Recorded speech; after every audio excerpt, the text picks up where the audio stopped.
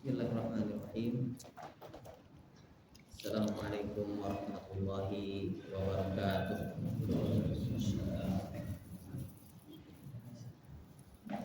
Alhamdulillah, alhamdulillahi rabbil alamin, wa bihi nasta'inu ala umuri dunya waddin.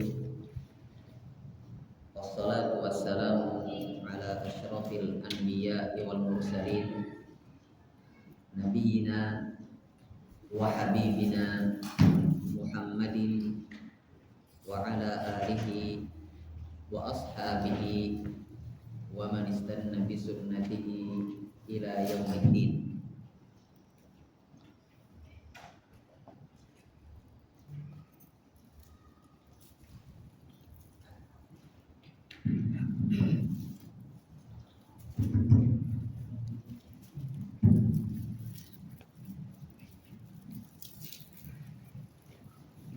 Subhanaka la ilma lana illa ma 'allamtana innaka antal alimul hakim.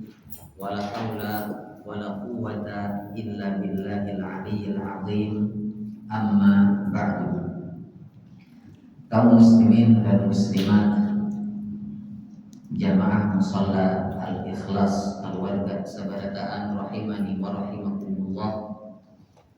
Kembali kita memanjatkan puja dan puji kepada Allah Subhanahu wa taala, yang mana pada malam hari ini berkat karunia-Nya, berkat hidayahnya, berkat taufiknya, kita bisa berkumpul dalam sebuah majelis ilmu.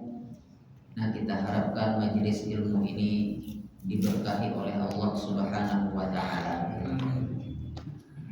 Kemudian salawat dan salam kita ucapkan kepada Nabi mulia, yaitu Nabi Muhammad SAW beserta keluarganya, para sahabatnya, dan seluruh pengikutnya hingga datangnya hari kiamat.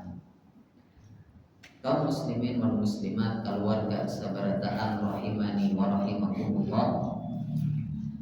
Insyaallah taala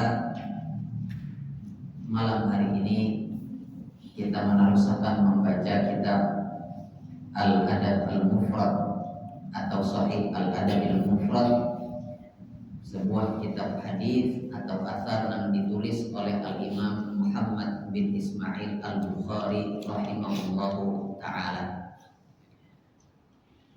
di mana pembahasan kita sampai pada bab tentang seseorang atau seorang anak yang melaknat kedua orang tuanya. Jadi Imam Bukhari rahimahullah ta'ala memberi judul bab ini dengan babun la'anallahu man la'ana walidayhi. Bab Allah Subhanahu wa ta'ala itu melaknat siapapun yang melaknat kedua orang tuanya. Jadi bila ada anak yang melaknat kuitannya, maka balasannya adalah anak itu tadi dilaknat oleh Allah Subhanahu wa ta'ala.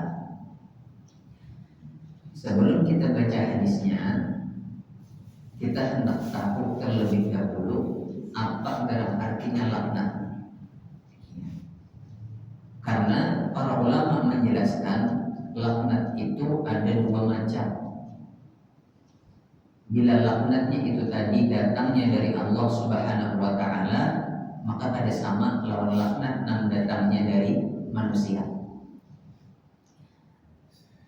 Disampaikan di sini oleh Al-Imam Ar-Raghib Al-Asfahani rahimahullah ta'ala, ujar sidin, laknat itu artinya adalah al-ib'adu ala sabilis sukhti. Rahmat itu atau laknat itu artinya adalah dijauhkannya seorang hamba dari Allah Subhanahu wa ta'ala, dari rahmatnya Allah Subhanahu wa ta'ala, lantaran menerima murkanya Allah. Jadi dijauhkan rahmat itu marga Allah Subhanahu wa ta'ala berstatus syarik lawan hamba ini tadi, itu laknat. Fahuwa uqubatun fil akhirah. Nah, laknat ini adalah suatu hukuman yang kaina terjadi di akhirat. Wantiqa'un min qabuli rahmatillah, serta terputusnya hamba itu tadi, orang yang melaknat kuitan tadi, dari rahmat Allah Subhanahu wa ta'ala. Maka terputus dari rahmat Allah ini ngalih masuk surga. Karena ujar Nabi SAW, kita seberataan ini masuk surga itu ya karena rahmatnya Allah. Bila kada dapat rahmat Allah, ngalih bahkan kada kau masuk surga. Ya. Jadi ini arti laknat ya, apabila datangnya dari Allah Subhanahu wa ta'ala. Jadi bila ada orang yang dilaknat oleh Allah, artinya orang itu dijauhkan dari rahmat Allah, sekaligus dimurkai oleh Allah Subhanahu wa ta'ala. Adapun laknat apabila itu datangnya dari manusia, diucapkan oleh manusia, maka artinya adalah as-sabbu. Nah, as-sabbu ini artinya mencela, menghinakan. Jadi siapa saja nak mencela kuitannya, maka artinya ia sedang melaknat kuitannya. Baik celaan ini berupa ucapan lisan, atau perbuatan anggota badan, atau bahasa isyarat. Ya. Jadi bahkan ada bahasa-bahasa isyarat. Nah itu tuh sebetulnya mahina. Ya. Entah dengan mata, entah dengan mulut, atau dengan tangan misalnya. Jadi kan ada istilah mencela, cuman dari gaya gerak-geriknya itu kelihatan sudah itu sedang mencela. Ini termasuk juga ya as-sabbu tadi, mencela atau melaknat kuitan.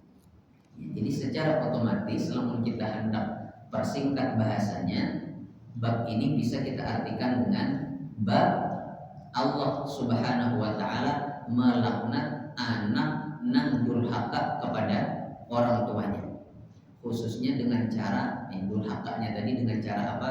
Dengan cara menghinakan orang tuanya. Ya. Nah ini bab, nah insyaallah ta'ala hadis atau athar di dalamnya hendak kita baca malam hari ini. Maka berkata Al-Imam Al-Bukhari rahimahullah ta'ala an Abi Tufail qala su'ila Aliyyun radhiyallahu anhu hal khassakumun nabiyyu sallallahu alaihi wasallam bi syai'in lam yakhussa bihi an-nasa kaffah. Imam Bukhari meriwayatkan sebuah athar yang sanadnya itu bersambung sampai kepada seorang tabi'in, yaitu Abu Tufail. Abu Tufail berkisah, ujar sidin su'ila Aliyyun radhiyallahu anhu, pernah suatu ketika Ali bin Abi Thalib itu ditakuni orang.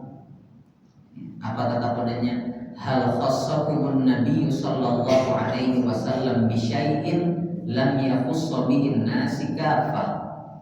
Adakah wahai Ali ayat atau hadis dari Nabi sallallahu alaihi wasallam yang khusus disampaikan oleh sidin kepada Ali saja? Artinya Abu Bakar tidak tahu, Umar tidak tahu, Utsman tidak tahu, sahabat yang lain tidak tahunya. Nah ada sejarahnya di sini keluarga sahabat. Kenapa ada pertanyaan yang kayak ini?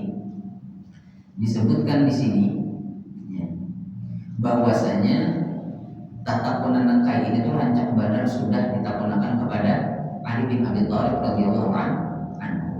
Ya. Karena dahulu Abdullah bin Sabah ini seorang tokoh Yahudi, nah kemudian maulah keyakinan lawan agama Syiah. Jadi Abdullah bin Sabah ini menyebar berita dusta, hoax menjadi kita ini. Jadi Abdullah bin Sabah ini disebarnya berita bahwasanya ada Ali bin Abi Thalib itu berisi hadis yang tidak diketahui oleh sahabat yang lain. Kenapa kabar ini disebarkan oleh Abdullah bin Sabah? Supaya Abdullah bin Sabah bila hendak berulah kabar dan teramput pulang dan dusta pulang atas nama Ali nyaman, karena sahabat yang lain dan tahunya dianggap ada tahu dari sahabat yang lain. Jadi bila ada orang bertakon misalnya kepada Abdullah bin Sabah, Abdullah bin Sabah, kabar ikam itu karena tahunya sahabat yang lain. Kayaknya jawaban Abdullah bin Sabah yang mana aja? Soalnya kabar itu khusus disampaikan Nabi kepada Ali dan Ali menyampaikan kepadaku. Nah ini yang dikehendaki oleh Abdullah bin Sabah. Jadi orang banyak tahunya tuh dikiranya Ali itu berisi hadis khusus, berisi ayat Quran khusus, dan sahabat lain itu pada tahunya. Nah ini kali salah satu kesempatan di mana Ali ditakoni pertanyaan yang sama. Apakah ada wahai Ali suatu ayat atau hadis yang dikhususkan kepada dia ya, dan kadang kami dapatkan hadis atau ayat itu pada sahabat yang lain? Maka apa?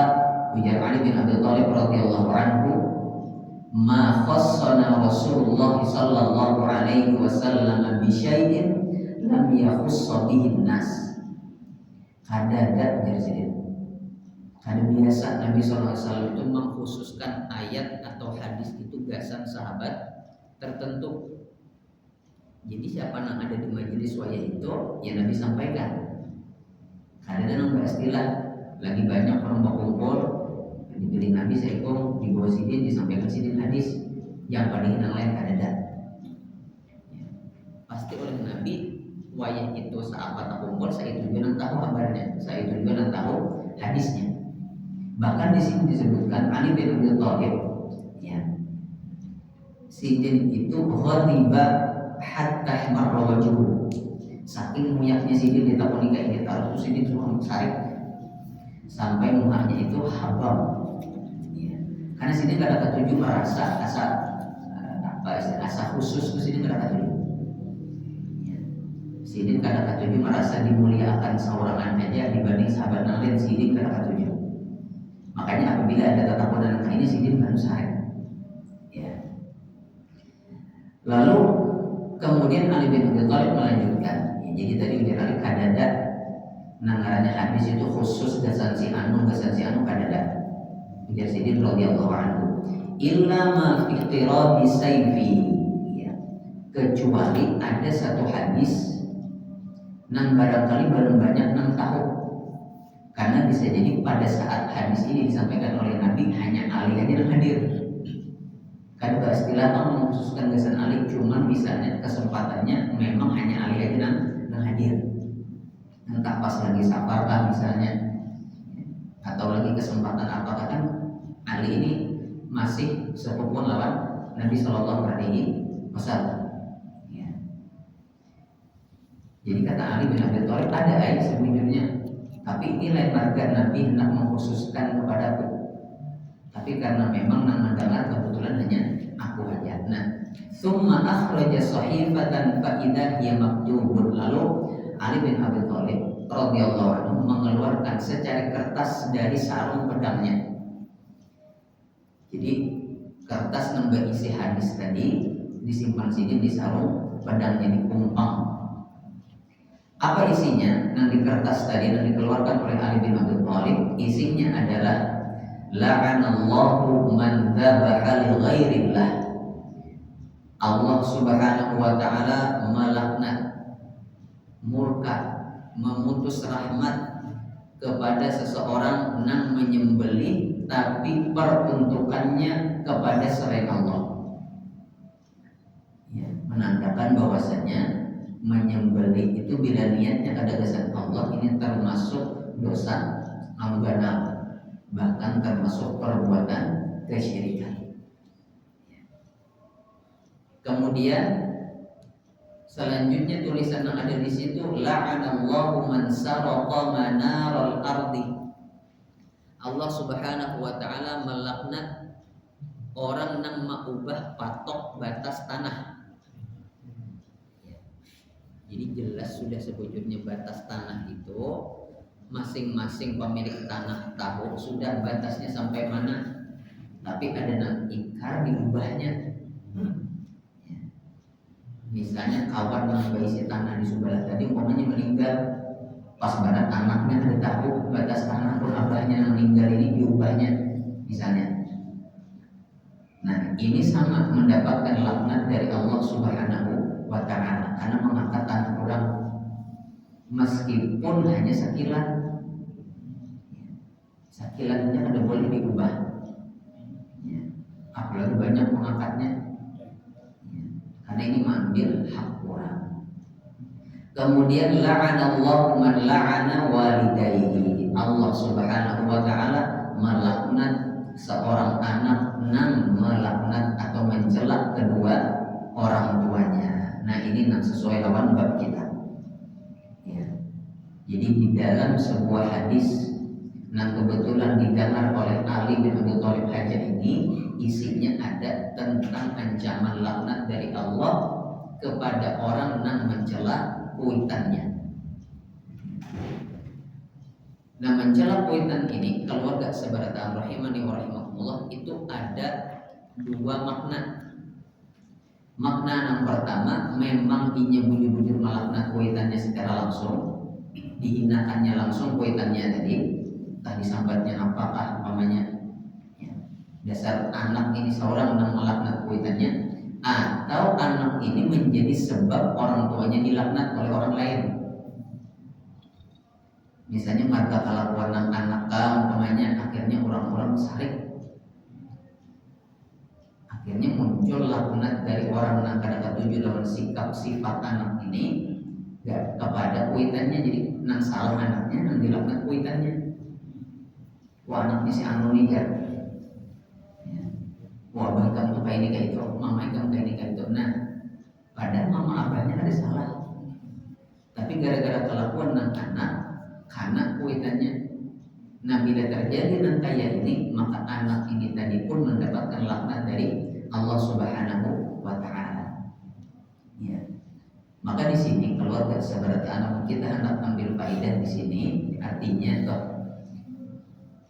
perbuatan baik kita, akhlak baik kita itu sebujurnya kadang hanya gasan kita aja, tapi gasan ngaran baik kuitan kita atau gasan ngaran baik anak keturunan kita. Bujur mungkin kita kada di apa-apai orang, tapi bisa jadi kuitan kita jadi sasaran.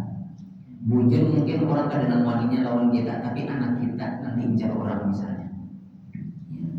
Jadi Islam sejatinya menyuruh kita beradab, berakhlak yang mulia itu sebetulnya faedahnya, manfaatnya itu luas. Ya gasan kita seorang, gasan keluarga kita, mama abah kita, anak lawan bini kita. Ya.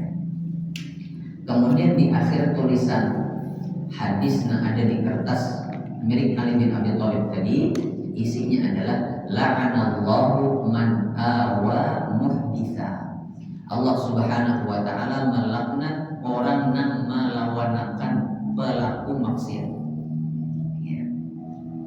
Jadi ada pelaku maksiat, misalnya apa aja maksiatnya ya.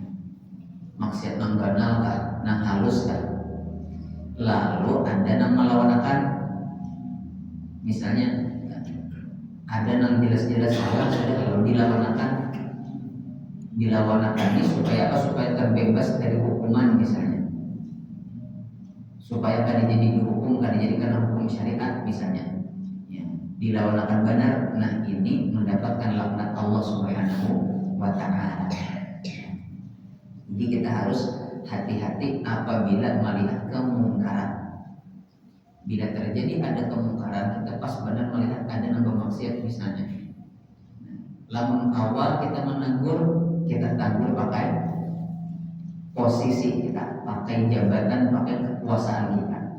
Misalnya kita di kampung, orang yang disegani misalnya, orang yang apabila berpandir itu didakarakan oleh orang sekampungan, berisi kedudukan. Nah kita pakai itu gasan menegur orang yang bermaksiat.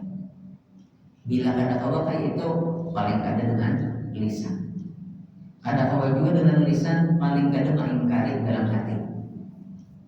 Kan ada seberatan orang soalnya kalau menegur berlaku maksiat. Ya.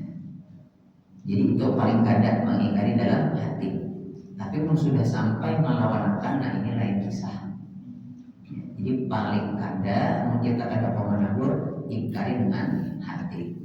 Bila sampai melawan ini kita takutkan kalau bina masuk ke dalam laknatnya Allah Subhanahu wa Ta'ala tadi. Kaum muslimin wal muslimat, keluarga seberataan rahimani wa rahimakumullah.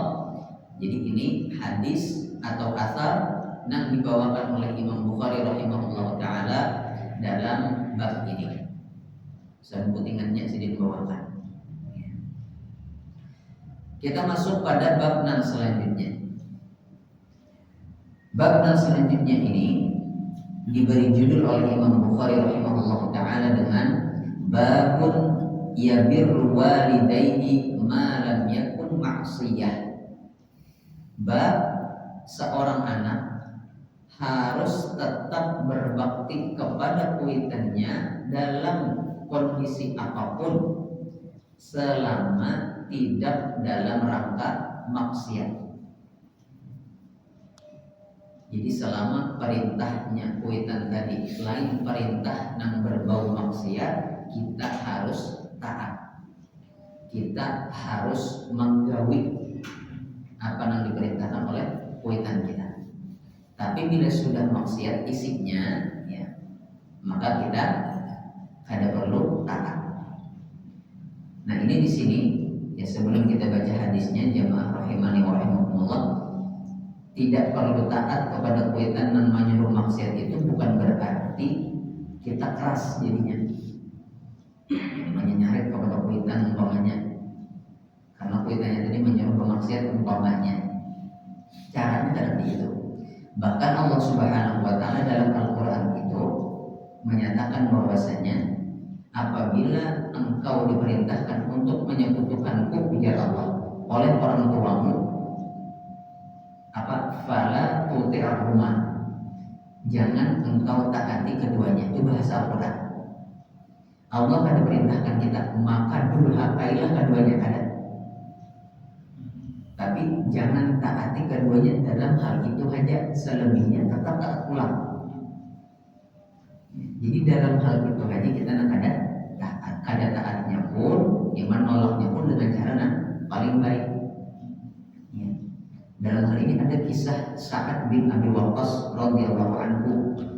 Jadi Sidin ini kan termasuk awal-awal masuk Islam. Waktu itu tuh bilanya ketapa masuk Islam, keluarga nih tahun 42 anunya kanak juga keluarga. Jadi Sa'ad bin Abi Waqqas ini berenayanya pas masuk Islam pertama kali tuh. Ya, jadi sedikit benar orangnya. Sekalinya tetapi ketahuan juga. Sampailah berita itu kepada mamanya Sa'ad bin Abi Waqqas radhiyallahu anhu. Begitu tahu anaknya sudah masuk Islam, bahkan termasuk awal-awal masuk Islam, mamanya pun akhirnya mengancam kepada Sa'ad bin Abi Waqqas, wahai Sa'ad, keluar ikam dari agamanya Muhammad. Lamun ikam pada keluar dari agamanya Muhammad, aku kada nak makan jadi. Kada makan, kada minum sampai aku mati di sini. Jangan orang kayaknya menyembah ikam anak nang durhaka wahai Sa'ad. Nah, kayak benar posisinya Sa'ad bin Abi Waqqas. Tapi Sa'ad waktu itu masih berdiam aja. Karena menurut Sa'ad ada mungkin pasti mama ulun ini makan di mampirnya. Sekalinya bujuran. Mamanya Sa'ad bin Abi Waqqas ini bujuran kada makan berapa hari. Sampai akhirnya lama kondisi mamanya Sa'ad bin Abi Waqqas ini. Akhirnya Sa'ad pun menjawab. Jadi sudah beberapa hari itu akhirnya Sa'ad mendatangi mamanya, ya, Bapak dia. Ujar Sa'ad bin Abi Waqqas radhiyallahu anhu, "Mak, ini membahas kitanya. Mak, mun misalnya pian berisi 100 nyawa, mak. Sabuting tuh keluar tinggal butingan. Ulun saksi akan keluar tunggal butingan nyawa pian tuh ulun kada nak melepas agama Islam. Baik pian makan, baik pian minum, Karena dia menyuruh orang yang lain pun menggawi. Tapi bila nang ini, mohon maaf, belum ada kawan menggawi keluar dari agamanya Muhammad, belum ada apa menggawi. Tapi bila nang lain belum siap. Akhirnya pampihannya, mamanya saat Nabi Waqqas belum juga makan juga pampihannya. Ya, keredahan juga orang sudah lapar. Ya. Tapi itu caranya saat bin Abu Waqqas. Ya, kadang nang disuruh keluar dari agamanya Muhammad itu menyanyari kadang. Caranya lembut, karena nanti hadapi kuitan kayak apa aja, dan kita hadapi kuitan kita. Jadi meskipun kita memang diperintahkan untuk stop taat apabila ada perintah maksiat, tapi caranya tetap cara yang baik. Kita baca hadis yang ada di bab ini. Hadis ini dibawakan oleh Imam Bukhari rahimahullah taala dari sahabat yang mulia Abu Darda radhiyallahu anhu. Abu Darda mengatakan, "Awsani Rasulullah sallallahu alaihi wasallam bi tis'in." Rasulullah sallallahu alaihi wasallam berwasiat kepadaku dengan 9 wasiat, 9 perkara. Ya. Nah, ngaran wasiat ini artinya harus ditunaikan, apalagi nambah wasiat Nabi. Ya. Dan wasiat ini meskipun didengarnya oleh Abu Darda aja, tapi berlaku juga san kita sabarataan. Apa wasiat Nabi? Yang pertama, ujar Nabi sallallahu alaihi wasallam, la tusyrik billahi syai'an wa in quti'ta aw hurriqta. Janganlah engkau menyekutukan Allah Subhanahu wa taala sedikit pun. Jadi syirik nang ganal kah nang haruskah, jangan sampai tergawi. Ini wasiatnya Nabi. Wa in quti'ta aw hurriqta, meskipun engkau dicincang-cincang atau dibakar, dibanam. Dan ini sudah ada kejadiannya, nang dicincang, nang digayat, dibelah dua awak gara-gara mempertahankan iman itu ada. Nabi SAW mengisahkan ada umat terdahulu yang diuji oleh Allah mempertahankan imannya itu sampai merelakan awalnya itu balah dua digayat orang. Tapi kan bapak tetap punya bertahan di atas imannya tadi, meskipun korbannya adalah nyawanya. Atau tadi sampai dibakar. Siapa yang dibakar? Nabi Ibrahim alaihi assalam. Sidin jadi contoh dalam masalah ini. Bahkan pembakarannya Nabi Ibrahim alaihissalam ini dan pembakaran apinya yang biasa itu pada diriwayatkan bahwa api yang digunakan gasan membakar Nabi Ibrahim itu api yang bakar menyarak barat panas, sampai-sampai al-gojoknya tuh al-gojok nama eksekusi Nabi Ibrahim itu ada kalau kebarak pada api itu ditimbai jadi Nabi Ibrahim itu saking panasnya jadi bertimbai. Nabi Ibrahim itu kadang nanti bawa itu ada ditimbai orang. Jadi berparak aja panas, apalagi masuk ke dalam dengan Nabi Ibrahim sampai kayak itu. Ya. Tapi karena ketakwaan Sidin, kemudian keimanan Sidin menjaga tauhid yang ada dalam diri Sidin, maka Allah Subhanahu wa taala katakan kepada api, "Kuni bardan wa salaman ala Ibrahim." Jadilah engkau dingin dan penuh keselamatan bagi Ibrahim. Jadi memang contohnya itu ada yang memang akhirnya berakhir mati, kayak nanti gergaji tadi dibalah dua tadi memang mati akhirnya. Ada juga masih hidup kayak Nabi Ibrahim tadi. Artinya apa? Bukan soal bertahan atau ada kita, bukan soal sawat mati atau kada mati kita mempertahankan tauhid ini. Intinya adalah sampai apabila aja tauhid ini harus kita pertahankan. Ya, meskipun tadi taruhannya nyawa kita. Itu wasiat Nabi yang pertama. Wasiat yang kedua, wala tatrukanna as-salatal maktubata muta'ammidan. Wasiat yang kedua ujar Nabi sallallahu alaihi wasallam, jangan sekali-kali engkau meninggalkan salat fardu nang 5 waktu secara sengaja. Secara sengaja. Nah kada sengaja ini maksudnya bilanya pas kita kelakuan benar terguring, akhirnya limpat waktu asar misalnya atau maghrib kita guring mulai hingga zuhur apa benar ada tahu orang asar apa segala macam atau maghrib limpat waktunya. Nah ini kada sengaja, tetap aja kita sholat asar nanti limpat tadi hanya maghrib. Nah dilarang oleh Nabi ini sengaja azan mendengar umpamanya menuju masjid nyaman ya. Tapi tetap misalnya ada hendak melaksanakan sholat ya. Jadi ini maksud Nabi sini meninggalkan sholat sama sekali, artinya kada sembahyang sama sekali. Masalah berjamaah atau kada ya, itu urusan yang lain. Tapi wasiat Nabi di sini adalah sholat itu jangan ditinggalkan. Lalu Nabi SAW menjelaskan waman taraka muta'ammidan bari'at minhu dhimmah. Siapa yang meninggalkan sholat secara sengaja, maka perlindungan Allah Ta'ala yang diberikan kepadanya supaya terlindung dari api neraka itu lepas hilang. Jadi pada dasarnya para ulama menjelaskan seberataan umat Islam itu, kita seberataan ini pada dasarnya itu Allah Subhanahu wa Ta'ala lindungi dari api neraka. Siapa aja orangnya. Tapi apabila sholat sudah kada digawi lagi, maka perlindungan itu Allah cabut. Jadi kada lagi perlindungan yang melindungi kita dari api neraka. Ya, amal ini terus menerus digawi sampai kayak itu sampai meninggal dunia misalnya, kita khawatir perlindungan itu sama sekali kada kau berbalik lagi kalau kita. Jadi tampul kita sudah tahu wasiat Nabi, kemudian sudah jelaskan dampaknya apa bila meninggalkan sholat, tampul masih ada usia kita manfaatkan. Ini wasiat yang kedua.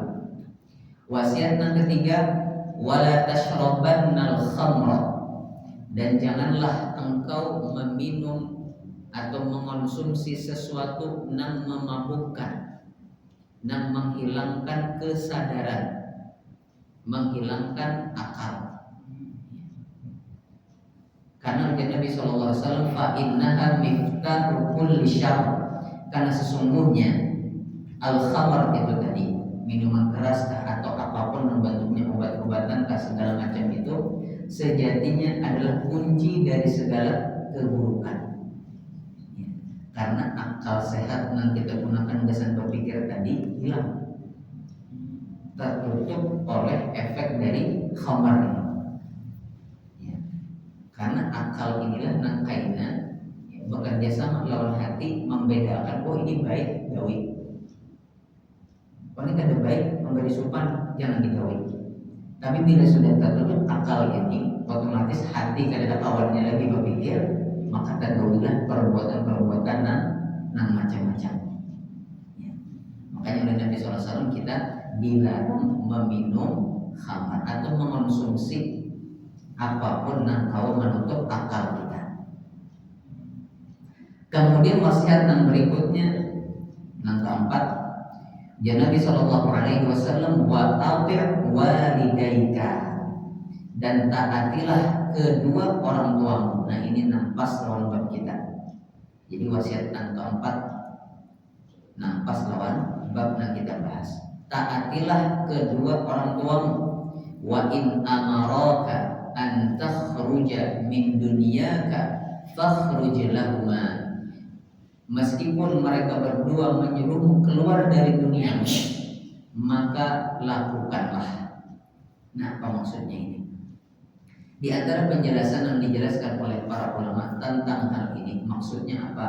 Maksudnya adalah seorang anak itu seandainya umpamanya nih ini lagi ahur benar, ada kegiatan, ada sibuk benar, ya, ada proyek misalnya, lalu ujar kuitannya boleh ke rumah abah ada denang mengawani, mama kada denang mengurusi, boleh. Nah wayang itu juga ya, maksud dari hadis ini wayang itu juga anak ini harus boleh meninggalkan gawiannya. Bahkan nah, Dijelaskan di sini wal abawani la ya'thamani fi man'ihi lil haji. Jangankan urusan dunia, anak tuh bila ujar kuitannya kada boleh kamu tolak haji, karena kada ada nama urus aku, kada ada nama dari aku mau urus memencang, jangan tolak dulu haji. Maka pada saat itu para ulama menyatakan anak ini harus batal tolak haji. Haji nang rukun Islam aja bila kada diizinkan oleh kuitan berangkat karena ada madarat, ada potensi celaka tadi, ada nama harabu, ada nama uang kuitan tadi. Nah, maka pada saat itu anak ini harus membatalkan hajinya dan kada berdosa meskipun duitnya ada, sudah dapat jatah kuotanya berangkat, tahu sudah pesawatnya lengkap, ya. Tetap bila ujar kuitannya ada usaha tolak, ya, maka pada saat itu anak ini menempati perintah kuitannya. Jangankan haji pulang, amalan sebesar jihad pun syarat salah satunya adalah izin orang tua. Jadi bila ujar kuitan kada usah tolak jihad di rumah aja, selama orang tuanya ini nama nyuruh anaknya di rumah aja ini muslim atau muslimah, maka anaknya harus tetap berada di rumah, ya. Apalagi kalau ternyata kuitannya ini tadi memang kada ada lagi nama urus. Bila kada diurus, kalau pindah celaka, kelaparan kah sidin umpamanya, kengalian kah umpamanya, anak ke WC, anak berjalan apa sarabat, ya. Nah, maka dalam hal ini anak harus mengutamakan mengurus kuitannya, ya. Masalah hajinya kada jadi tolak, jihadnya kada jadi tolak, ini kada ada dosanya, kada apa-apa. Justru bila memaksa akan tolak, nah inilah yang kaitannya mengandung dosa durhaka kepada orang tua. Ia mengadakan anak-anak memberi tinggalkan untuk kuitannya. Bila umpamanya ada yang meninggal, nah ini dosanya yang benar-benar, ya, ngalir pulang minta maafnya kayak itu, minta rela, minta ridhonya, ya. Jadi dalam hal ini, ya, anak harus taat kepada orang tuanya, ya. Kemudian wasiat yang selanjutnya, wasiat yang kelima, dan Nabi SAW, wala tunazi'anna wulatal amri wa in ra'aita annaka anta. Jangan sekali-kali engkau memberontak kepada pemimpin penguasa yang sah meskipun engkau yang benar. Meskipun kita bujur, jadi kita kada dibolehkan oleh Nabi SAW memberontak kepada penguasa. Kayak apa aja penguasa itu zalimnya, kita bujur nang kayak apa aja. Ujar Nabi, la tunazi'anna wulatal amri, jangan diberontak.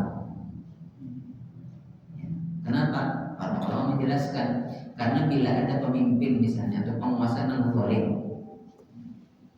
kemudian misalnya rakyat bujur di posisinya, kezaliman pemimpin itu madaratnya gasan inya aja, dan gasan rakyat nanti zalimi sampai situ aja, madaratnya bahayanya. Tapi bilanya sampai ada pemberontakan, nah ini nama madaratnya bahayanya meluas. Pemerintahan kacau, keamanan hilang, ya, banyak jiwa yang terbunuh. Itulah kenapa para sahabat pada saat zamannya Al-Hajjaj bin Yusuf, salah satu khalifah pemimpin kaum muslimin yang paling kejam, ya. Di kitab-kitab sejarah, Hajjaj bin Yusuf itu orangnya halus saja, tapi sadis orangnya. Berapa banyak sahabat yang sudah dipenggal dulunya oleh Hajjaj bin Yusuf, tapi tidak ada satupun sahabat yang menyerukan kita berontak. Kenapa? Karena ingat lawan wasiat Nabi ini tadi. Karena mempertimbangkan bila kita berontak, ini nang mati lebih banyak lagi. Kan harus ada pasukan, kan? Pasti kan? Pemerintah misalnya dalam hal ini Hajjaj bin Yusuf tadi mengisi pasukan, kita harus himpun pasukan juga, ya. Maka terjadi peperangan, banyak yang mati, yang meninggal. ia mengingat kada besi keluarga, menang meninggal prajurit ini meninggal masih ada bibitnya, ada anaknya, ada kuitannya. Jadi nama menderita ini banyak ya. Maka itu salah satu alasan kenapa meskipun posisi kita itu bujur, kita kada boleh memberontak, usul boleh, memberikan masukan boleh dengan cara-cara yang baik, tapi memberontak ini kada dibolehkan oleh Nabi Shallallahu Alaihi Wasallam. Ini wasiat yang kelima. Wasiat yang keenam, ujar Nabi Shallallahu Alaihi Wasallam, wala tafrir min az-zahfi wa in halakta wa farra ashabuk. Janganlah engkau kabur dari medan perang, dari medan jihad, meskipun engkau binasa dan teman-temanmu sudah kabur. Jadi bila orang bukahan sudah kabur, ya, wasiat Nabi akan tetap di medan perang. Lawan, karena kita lawan, bilanya kau selamat alhamdulillah, bila kada maka itu terhitung sebagai syahid. Jadi sama-sama untung sebujurnya. Ya. Sedangkan bila ada non bukah, itu kita umpatan bukah, ini maksudnya dosa ganam. Ya. Sebagaimana hadis Abdullah bin Umar yang kita bacakan pertemuan sebelumnya. Salah satu dosa ganam adalah lari kabur dari medan perang. Ya. Bahkan di sini dijelaskan oleh para ulama, seandainya ya, kita sudah terluka parah, artinya kan apalagi sudah melawan sebetulnya. Jadi lebih baik misalnya kita kabur aja gitu, selamatkan, karena sudah ada melawan, maju juga. Ya. Itu belum melihat kawanan yang lain mundur. Nah dalam hal ini dia perlu tetap berada di tempat di medan perang meskipun kondisi kita sudah babak belur, sudah berluka-luka, tetap di situ. Ya. Makanya ada kisah pada saat perang Mu'tah, seorang sahabat yang mulia ya, yang memegang bendera pasukan kaum muslimin itu ya, tangan lembatisnya itu habis ditabas orang, nang kanan habis, yang ada mundur, sini ada mundur ya. Ja'far bin Abi Thalib ya, pingsanatnya Ali bin Abi Thalib pada perang Mu'tah, sebelah kanan tambah orang, ada mundur sini, ganti kalau main ikuti bendera di sebelah kiri, tambah orang pulang kiri ya, ikuti pakai batisnya, batis sudah habis ikuti pakai muntung sini, sampai akhirnya muntung bulu ditambah orang sudah habis, ada mundur ya. Maka dalam hal ini jadi para ulama kalau sudah ada di medan perang kayak apa aja kondisinya yang ada boleh kabur, tarik mundur gasan atau strategi boleh ya, tapi bila mundur berubah ke rumah kan boleh ya. Dan ini termasuk dosa nanggana. Kemudian kita lanjutkan sedikit wasiat yang ketujuh. Ujar Nabi Shallallahu Alaihi Wasallam, wa anfiq min taulika ala ahlik. Hendaknya engkau beri nafkah keluargamu ya, semampumu ya. Kita mampunya kawannya siapa, ya itu kita beri nafkah ya.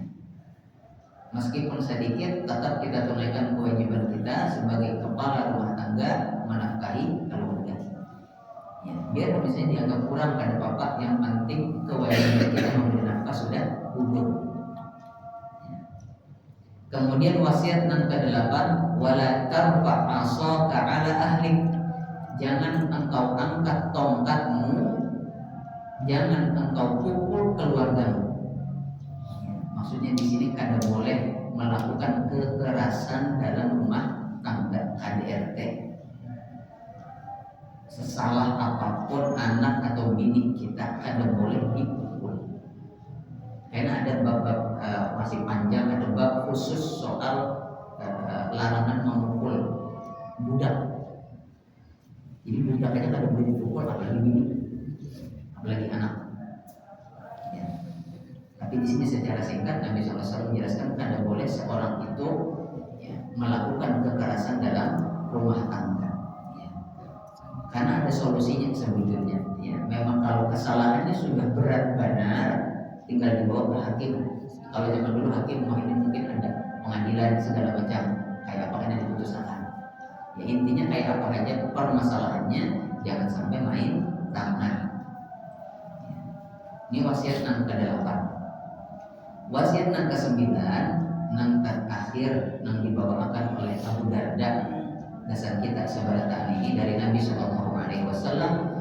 Ujar Nabi Shallallahu Alaihi Wasallam, wa akhfihim fillahi azza wa jalla, wa akhifhum fillahi azza wa jalla, dan ingatkan mereka untuk selalu takut kepada Allah Subhanahu wa Ta'ala. Jadi ini pesan gasan kepala keluarga selaras lawan firman Allah Subhanahu wa Ta'ala, ya ayyuhalladzina amanu qu anfusakum wa ahlikum nar. Wahai orang-orang yang beriman, lindungi diri kalian dan lindungi keluarga kalian dari ancaman api neraka. Jadi kita diperintahkan oleh Allah dan diwasiatkan oleh Rasulullah untuk bertanggung jawab mendidik keluarga kita. Ya. Kalau ada kawan kita langsung mendidik, paling kada kita memberi fasilitasnya misalnya. Ya. Intinya kita bertugas menjaga keluarga kita ini untuk terus berada pada ketaatan kepada Allah Subhanahu wa Ta'ala. Karena tanggung jawab kita ya, sebagai kepala keluarga. Jadi 9 wasiat ini keluarga sahabat rahimani wa rahimakumullah, khususnya wasiat yang keempat tadi nang pas lawan bab kita ya, adalah wasiat yang disampaikan oleh Nabi SAW, dan seharusnya kita sebagai umatnya nang mencintai sidin berusaha menggawi wasiat ini. Mungkin belum awal langsung sabarataan tunggal di kita kada apa-apa. Ya, nah kita awal kita gawi dulu, nang belum awal bagaimana kita latihan. Ya. Nah ini nanti kita bisa baca malam hari ini. Ya. Ada berarti ada 2 hadis atau 2 asar. Nanti kita baca malam hari ini di bawah 2 bab. Mudah-mudahan Allah Subhanahu wa Ta'ala memberikan hidayah dan taufiknya kepada kita sekalian, sehingga kita tumbuh menjadi seorang muslim yang berbakti kepada kedua orang tua. Wallahu a'lam bishawab. Ini yang bisa kita bahas pada malam hari ini. Bila ada yang salah yang kurang, mohon maaf sebesar-besarnya. Wassallallahu ala nabiyyina Muhammadin wa ala alihi wa sahbihi wa sallim, wa akhir da'wana anil hamdulillahi rabbil alamin. Assalamualaikum warahmatullahi wabarakatuh. Waalaikumsalam.